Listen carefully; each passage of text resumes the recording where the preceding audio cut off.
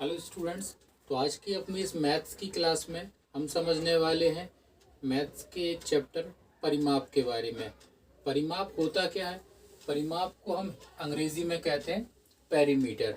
अब परिमाप होता क्या है इसको हम समझते हैं एक छोटी सी परिभाषा के माध्यम से, फिर इसके बाद हम इसको थोड़ा विस्तार से भी समझेंगे एग्जाम्पल के माध्यम से। जैसे कि यहाँ पर लिखा हुआ है, किसी भी बंद आकृति की सभी भुजाओं की लंबाइयों के योग को उसकी परिमाप कहते हैं। तो यहाँ पर एक शब्द आया है बंद आकृति। बंद आकृति मतलब एक ऐसी आकृति जो सभी जगह से बंद हो। जैसे कि यहाँ पर हमने एक आकृति बनाई, ये बंद है, ये कहीं से भी खुली नहीं है। एक आकृति हमने ये बनाई, ये भी क्या है, सभी जगह से बंद है। तो किसी भी बंद आकृति की सभी भुजाओं मतलब ये, जैसे ये इसकी एक भुजा है, ये दूसरी भुजा, ये तीसरी भुजा और ये चौथी भुजा। इसमें कितनी भुजा है? एक ये है, एक यहाँ पर है 2, एक ये 3 4, एक ये 5, एक ये 6 है, 7 8।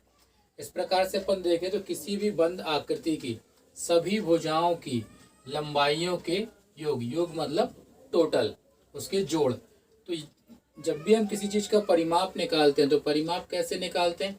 कोई बंद आकृति हमने ली, उस बंद आकृति में जितनी भी भुजाएं हैं सबको आप जोड़ दीजिए तो आपको परिमाप उसका प्राप्त हो जाएगा। एक उदाहरण के तौर पे अपन समझते हैं।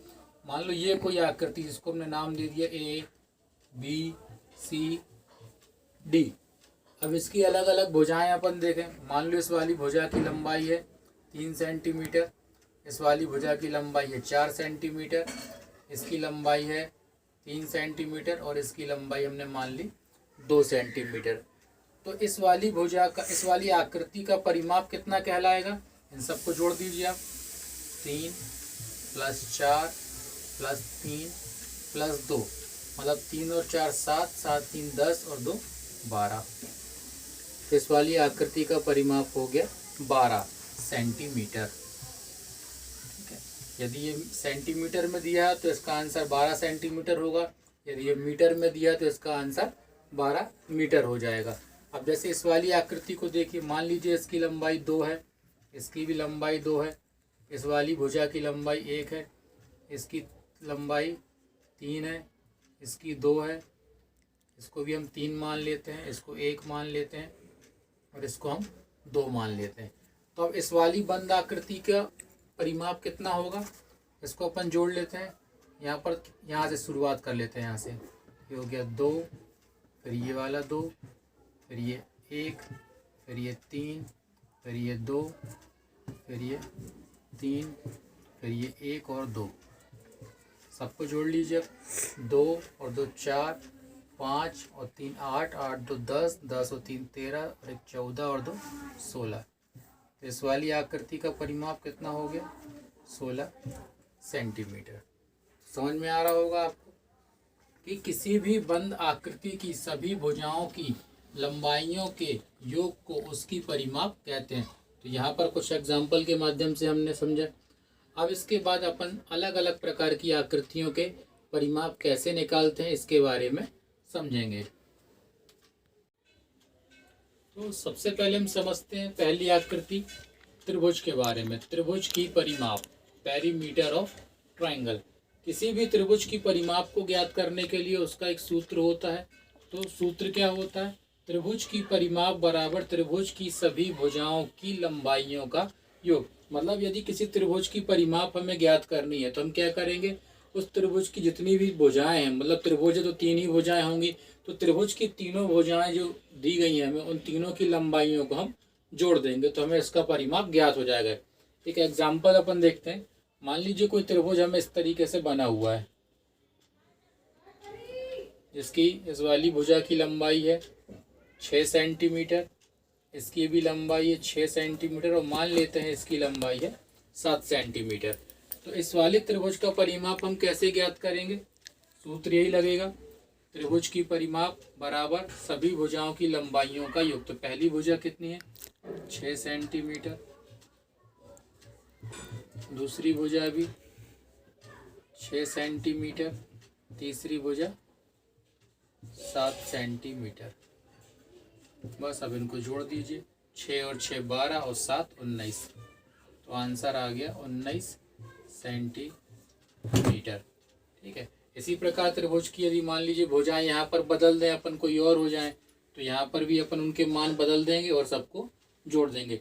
तो इस प्रकार इस सूत्र के माध्यम से हम त्रिभुज की परिमाप को ज्ञात कर सकते हैं।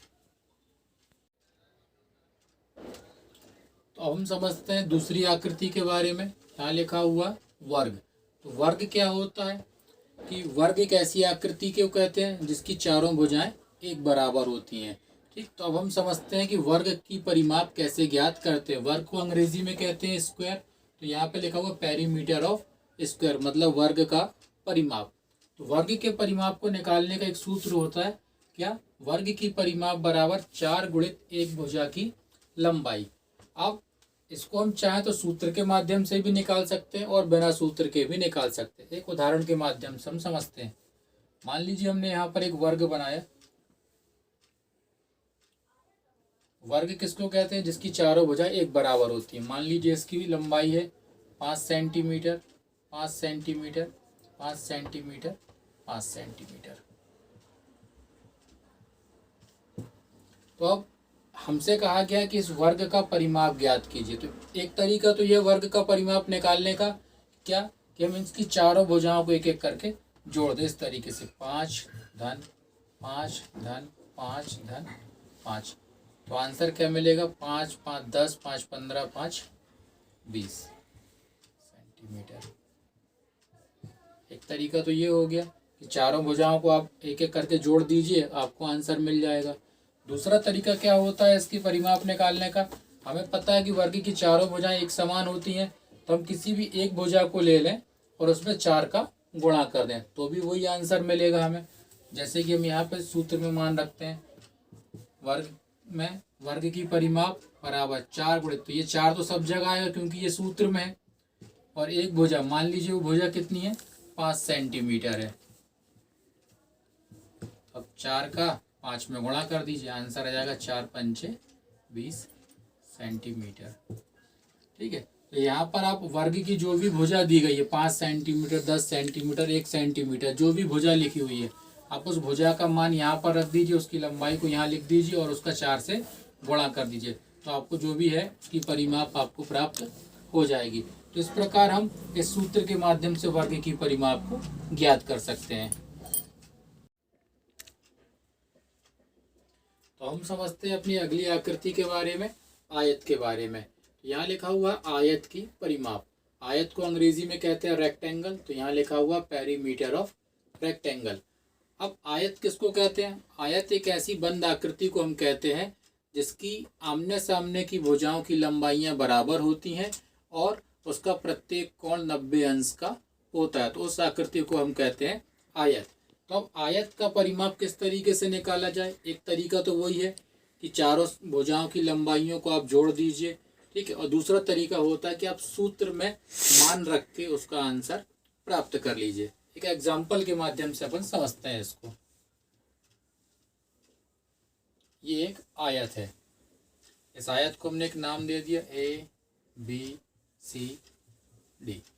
तो ये आयत है, इसकी आमने सामने की भुजाएं, जैसे ये जो भुजा है AB, इसकी लंबाई किसके बराबर है, CD के बराबर है।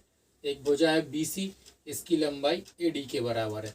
मान लेते हैं AB की लंबाई जो है ये 8 सेंटीमीटर है। जब ये 8 सेंटीमीटर है तो इसके सामने की भुजा भी कितनी होगी, 8 सेंटीमीटर। मान लेते हैं इसकी लंबाई 6 सेंटीमीटर है, तो इसकी भी लंबाई कितनी होगी, 6 सेंटीमीटर। ठीक। तो ये एक आयत है। तो एक तरीका क्या है इसका परिमाप निकालने का कि आप 8 6 इनको जोड़ दीजिए इस तरीके से, 8 सेंटीमीटर, 6 सेंटीमीटर, 8 सेंटीमीटर, 6, ये 8 6 8 6। तो कितना आंसर मिलेगा, 8 और 6 14, 14 और 8 22, 22 और 6 28। तो इसका आंसर मिलेगा हमें 28 सेंटीमीटर। ठीक है। यहाँ पे हमने क्या किया, सारी भुजाओं को जोड़ दिया। लेकिन इसका एक दूसरा तरीका क्या होता है सूत्र के माध्यम से, जिसका हम सबसे ज़्यादा उपयोग करना होता है। तो तो पहले अपन उसी को समझेंगे यहाँ पर। अब तो हमने जो आयत बनाया था इस तरीके से, यहाँ पर बना देते हैं इसको।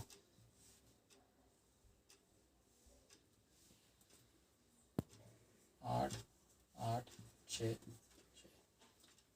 तो इसमें अपन सूत्र में मान रखते हैं आयत की परिमाप बराबर 2। तो ये सूत्र में 2 लिखा है, इसलिए 2 हमें सब जगह लिखना है। लंबाई, इसको हम लंबाई मान लें। लंबाई कितनी लिखी है? 8 सेंटीमीटर। चौड़ाई, चौड़ाई कितनी है इसकी? 6 सेंटीमीटर। तो पहले हम क्या करेंगे, इनको जोड़ेंगे। तो 8 और 6 कितना हो गया? 14 सेंटीमीटर। अब इस 14 में 2 का गुणा कर दीजिए, तो कितना आएगा? 14 दूनी 28 सेंटीमीटर। तो देखिए आंसर फिर से वही प्राप्त हुआ जो वैसे मिला था हमें जोड़ने पर। तो ये तरीका होता है सूत्र के माध्यम से आयत के परिमाप को निकालने का। तो अब आपको समझ में आ गया होगा कि आयत का परिमाप किस तरीके से ज्ञात करते हैं। ठीक है।